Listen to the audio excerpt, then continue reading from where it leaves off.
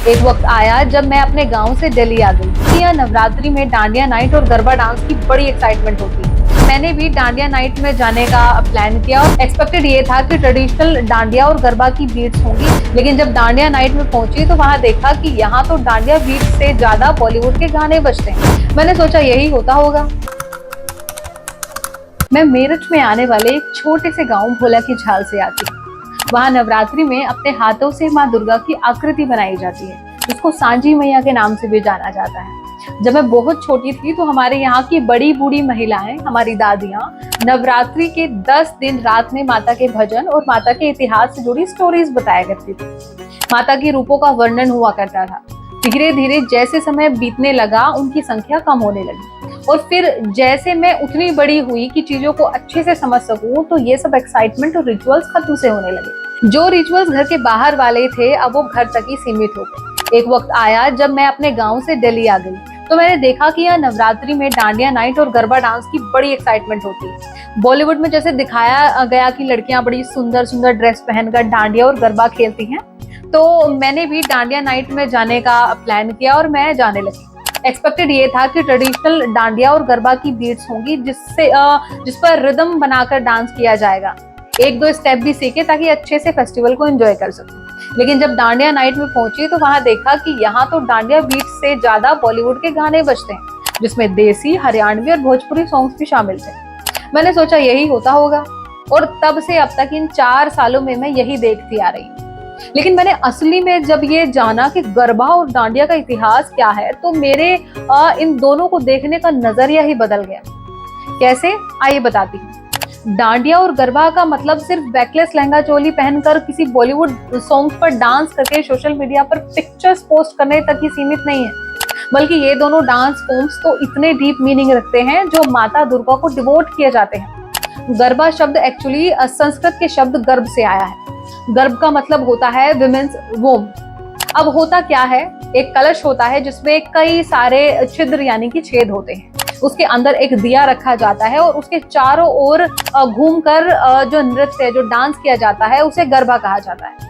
अब जो कलश है वो एक रिप्रेजेंटेशन है कॉस्मिक वोम की। इसे सरल या कहीं सिंपल वर्ड्स में समझा जाए तो सृष्टि में जब कुछ भी नहीं था, सत और असत, जिसके थ्रू सब कुछ शुरू हुआ, उसके रिप्रेजेंटेशन यानी कि गर्भ के रिप्रेजेंटेशन को गरबा के नृत्य के फॉर्म में दिखाया जाता है। इसको सिंपल वर्ड्स में समझें तो सृष्टि में जब कुछ भी नहीं था, सत और असत, तो जिसके थ्रू सब कुछ शुरू हुआ उसके रिप्रेजेंटेशन है, यानी कि गर्भ का रिप्रेजेंटेशन है। एक व्यक्ति के जीवन का रिप्रेजेंटेशन है। जैसे कि जो दिया है उसकी जो ज्योति है वो लाइफ को रिप्रेजेंट करती है, और कलश माँ के गर्भ को रिप्रेजेंट करता है। या यूं कहें कि उस फेमिनाइन शक्ति को गरबा डिवोट किया जाता है, जिसकी वजह से संसार चल रहा है, जिसकी वजह से इस सृष्टि की शुरुआत हुई। तो गरबा अपने आप में गहरा मतलब रखता है, और साथ ही डांडिया, जिसको हम इतना रोमांटिसाइज करते हैं, वो एक्चुअल में माता और महिषासुर के युद्ध को रिप्रेजेंट करता है, जिसको अग्रेसिवली खेला जाता है। लेकिन मैंने तो यही देखा है कि डांडिया और गरबा के नाम पर ट्रेडिशनल ड्रेस, जिसको purest form of traditional dress भी नहीं कह सकते हैं, ऐसी ड्रेस पहनकर बॉलीवुड के गानों पर थिरकना होता है। और तो और पूजा के पंडाल में मैंने नोटिस किया कि सब चप्पल में पंडाल में थे। मुझे वियर्ड इसलिए लगा क्योंकि being a Hindu, being a सनातनी, हमें तो ये पता है कि मंदिर और पूजा स्थल पर चप्पल पहनकर तो नहीं जाया जाता। और तो और आजकल माता के जागरण, जिसको माता की चौकी भी कहा जाता है, वहाँ आजकल चेयर्स लगाई जाती हैं, और कहीं कहीं तो माता के सिंहासन के मुकाबले चेयर्स की ऊंचाई ज्यादा होती है। चलिए मान लिया कि बुजुर्ग लोग नीचे ज्यादा देर तक बैठ नहीं सकते, क्योंकि उनके घुटनों की प्रॉब्लम्स आम है, लेकिन यंगस्टर्स क्या नीचे नहीं बैठ सकते? और तो और मूर्ति विसर्जन के दिन मूर्ति का ऐसा अपमान देखकर बड़ा दुख होता है। धीरे धीरे फेस्टिवल्स का मतलब सिर्फ एक फॉर्मेलिटी ही बनता जा रहा है। फेस्टिवल्स, त्योहार, ऐसे रिचुअल्स, ऐसे ट्रेडिशंस, प्रैक्टिस जो सोसाइटी को, परिवार को एक साथ लाकर जोड़ती, खुशियां मनाई जाती हैं, और अलग ही एक्साइटमेंट होता है, और सबसे इम्पोर्टेंट स्पिरिचुअली परमेश्वर से, अपने ईस्ट से कनेक्ट करती है। लेकिन आजकल फेस्टिवल्स के नाम पर सिर्फ महंगी ड्रेसेस और सोशल मीडिया पर पोस्ट यही नजर आता है। यहाँ तक कि एक दूसरे की देखा देखी में हम त्योहार मना तो रहे हैं, लेकिन असली में ये पता ही नहीं है कि जो हम मना रहे हैं उसका मतलब एग्जैक्टली क्या है। उसका इतिहास क्या है, उसकी वैल्यू क्या है, लेकिन बस कर रहे हैं। और गरबा और डांडिया ये सब अपने आप में बड़ा गहरा मतलब रखते हैं। हम कोशिश कर सकते हैं कि इसमें फुअड़ता ना मिलाई जाए, इसका असली मतलब जो है वो हम लोगों को बता सके। और इसमें महिलाओं की जिम्मेदारी ज्यादा बढ़ जाती है, क्योंकि ये हमारा ही अल्टीमेट फॉर्म है। हम नारीत्व की पूजा करते हैं, एक फेमिनाइन एनर्जी की पूजा करते हैं, जिसके बिना संसार चल ही नहीं सकता, जिसके बिना संसार में कुछ भी नहीं है।